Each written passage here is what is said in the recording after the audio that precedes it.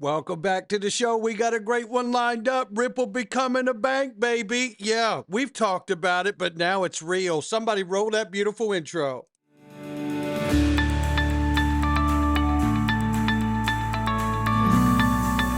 Digital Perspectives with Brad Kimes. Come on in.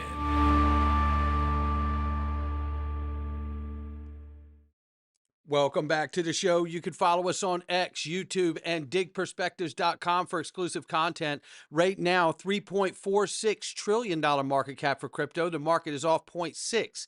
Bitcoin, 109,000 plus, and it did cross 110,000 not long ago. So watch yourself. The market is hot. Ethereum, 2,500 plus right now. XRP, 228. We've come up 4.8 in the last 24 hours and 5.9 on the 7-day. Looking at the range of price, ranging between 218 and 230 this morning is where we are. Loving that for us. We are strong like bull, ladies and gentlemen, and there's good reason for it all. Let's start unpacking it. Well, first thing we got to unpack right here is making sure that all of us are safe and making sure that your assets are safe, that your family is safe.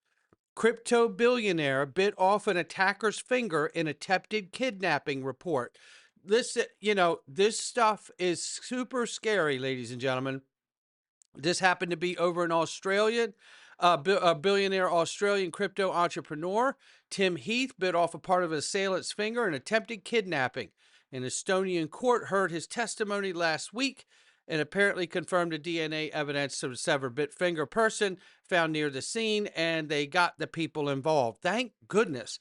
But you know what? This stuff has to stop, and it can. And you can choose to do a couple different things. You guys know all the different platforms I'm on, and the reason I'm on them is so things like that can't happen and be fruitful for the bad guy.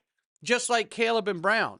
Caleb and Brown has multiple layers of security as well as human customer service. Now, they have one flat trading fee that they charge. No institutional grade custody charge at all. You get institutional grade custody completely free.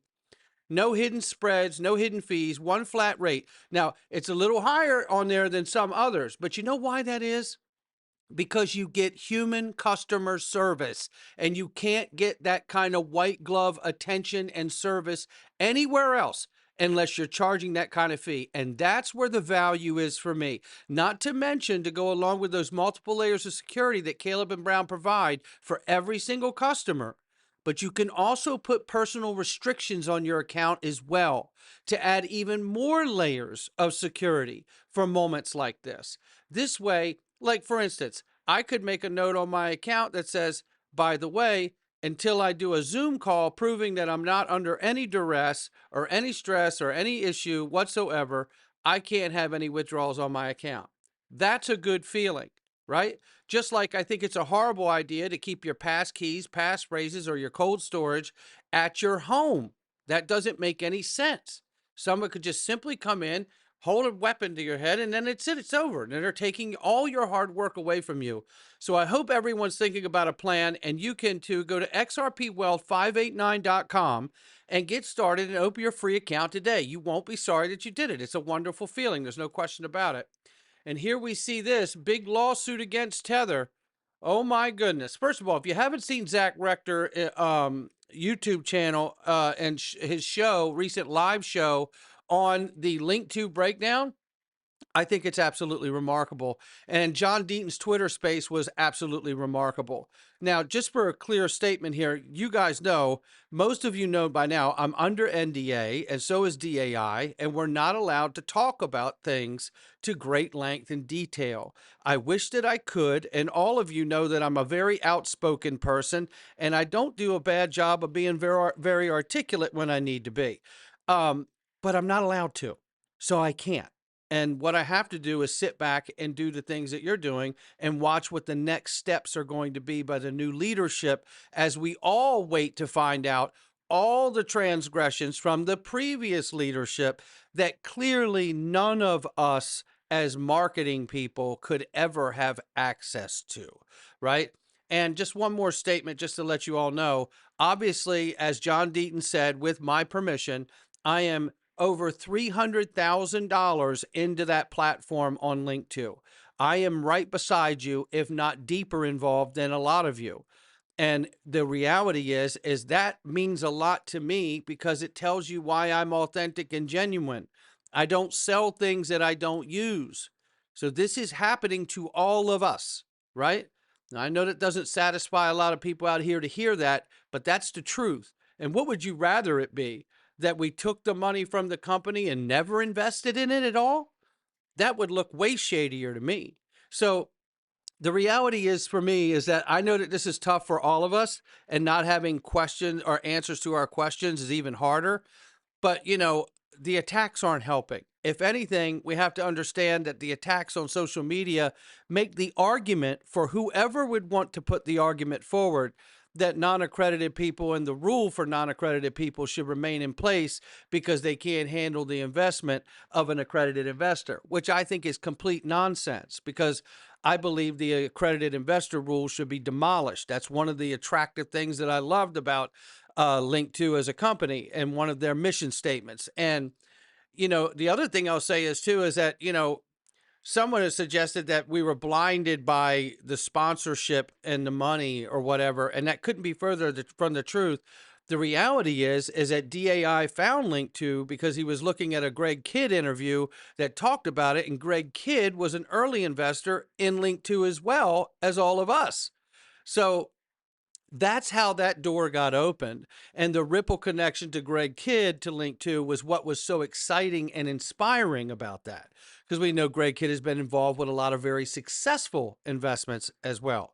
So that's a big part of it. And then, not to mention, just one more thing, a lot of people think that we didn't do our due diligence on the company. And that again couldn't be further from the truth. The reality is we did massive due diligence on this company. And according to what we know from the Wall Street Journal, and I can't walk any further than what's public, according to the Wall Street Journal, it is clear that the internal communications that were going on from the previous leadership to make decisions to bypass the legal team, on certain decision-making processes to stay compliant could have never been found in our due diligence or anyone's due diligence. So these are the chances and these are the risks that we all take when investing. And we have to sit back now and try to clear our minds from our emotions and become very clear about what the next actions of the new leadership will be, so we can understand how to best protect all of us as we move forward. Remember, Link2 had no debt. Remember, all the products are actually on the upside of the chart right now. Things are actually in a very good place, even though the former leadership apparently has done things to put the company in jeopardy. The question now remains to how the new leadership will bring us out of this situation, and in doing so, making sure that they make all of us whole. And I mean all of us, unaccredited and accredited, because I stand with all of you. Now, bankruptcy judge gives Celsius the green light to pursue $4.3 billion lawsuit against Tether. Celsius is accusing Tether of improperly liquidating 40,000 Bitcoins in order to cover outstanding loan while it was on the precipice of bankruptcy in 2022. And then we see this. Oh, this is getting good right here, ladies and gentlemen. Shout out to Eleanor Terrett, who just became a full-fledged United States American citizen yesterday. Congratulations to you, Eleanor. I know you'll be ready to head on out to the voting booth now that you can do it. What a feeling, and congratulations. She's been here a long time, but to have that solidified for her, I'm sure is a remarkable, remarkable moment and feeling for her. As reported in the Crypto America newsletter this morning, and this was yesterday evening, she put this out, Banking GOP will hold a full committee hearing on market structure next week. But look who's going to be a witness testifying. Brad Garlinghouse from Ripple. That's right, the CEO, baby. Shout out to you, Brad. Look, I know that this is going to be an amazing opportunity because, for one, he hasn't been able to go there to testify as of yet. And doesn't it seem fitting? Has quite the ring to it. Brad Garlinghouse testifying in front of a congressional committee on market infrastructure. Hello. Oh, I love it. But we don't love this. The SEC has quickly turned around and suspended the approval in less than 24 hours to convert Grayscale's digital large cap fund into a crypto ETF. Now, just one day after the staff cleared it for trading. So, why did they do this? It doesn't actually say, but the reversal comes amid rising pressure on the SEC, which is now reviewing a wave of crypto ETF proposals, including products tied to Doge, Sol, and XRP. Industry insiders say the SEC's cautious approach reflects ongoing regulatory tension between staff-level decisions and broader commission oversight. So, look, all of this highlights to me we need that legislation to get to clarity so it isn't up to the regulator and the fight internally. The law's the law. Let's get it done, right? That's where we need to be here. Meanwhile, we had massive breaking news yesterday in the space, and it has been a topic that we have talked about damn near since day one of this channel. There's no question about that. I went back and looked in my catalog, my video catalog, and I can go back as far as I've been in YouTube land talking about Ripple becoming a bank. And we know that Circle had just applied for a national bank license as well. But Ripple seeks their U.S. backing license, ladies and gentlemen, adding to a list of other crypto companies. And what do we know? What we know is this, and I want to give you this right now. I'm going to skip some of this to get to the part why Ripple is pursuing a federal banking license. Well, just you take a listen. Obtaining a national banking license offers multiple strategic advantages to Ripple. First of all, it would allow the company to streamline payment settlement processes, eliminating the need for intermediary banking. As a result, transaction times and costs would be optimized, increasing efficiency of real USD as a means of payment and digital vehicle. Secondly, Ripple aims to provide additional crypto financial services within a regulatory framework historically reserved for traditional credit institutions. With the OCC license, Ripple could offer not only stablecoins, but also custody of digital assets and innovative financial products, expanding the range of solutions available for institutional and private clients. Now, listen to this part. Direct access to the Federal Reserve, the request for the master account. This is where it gets really big. Another crucial step for Ripple's strategy is the request for a master account at the Federal Reserve. Such authorization would allow the company to directly access the Fed's payment system and deposit reserves to guarantee real USD at the central bank. In this way, Ripple can ensure full dollar coverage of real USD, complying with emerging provisions and industry best practices, increasing the level of security and reliability perceived by investors. I'll tell you something. This is enormous. I mean enormous. Because not only will real USD be held at the Fed, but soon enough after, I think we'll also see XRP.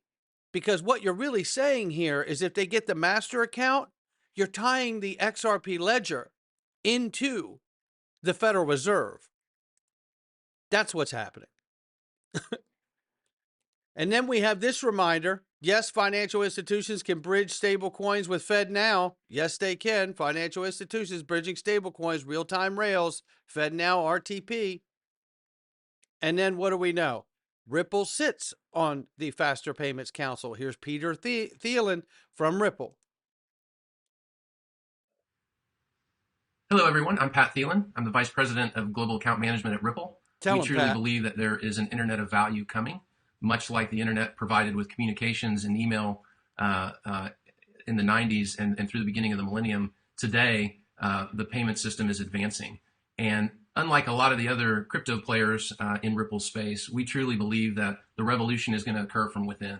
So the ecosystem that the U.S. Faster Payments Council has put together will be those players that will make sure we advance the industry. The working groups that are coming out, it's the cross-border, the QR, the directory model. These are really opportunities to take that user experience, the interoperability that has been designed in the other initiatives, and really apply it to real-world problems. Many countries have leapfrogged the U.S. in real-time payments. So this is a real opportunity for us to leverage a body like this. The playing field is set, and you can either sit on the sidelines or suit up with U.S. Faster Payments Council and change the game. There you have it. Pretty clear cut, right? All of this is unfolding at the same time. Now I got to take you back. Oh, I got to take you back. Yeah, this is Miguel Villas right here. Shout out to Miguel, who was on stage at XRP Las Vegas. And I want to bring you into a very important clip here where we start right.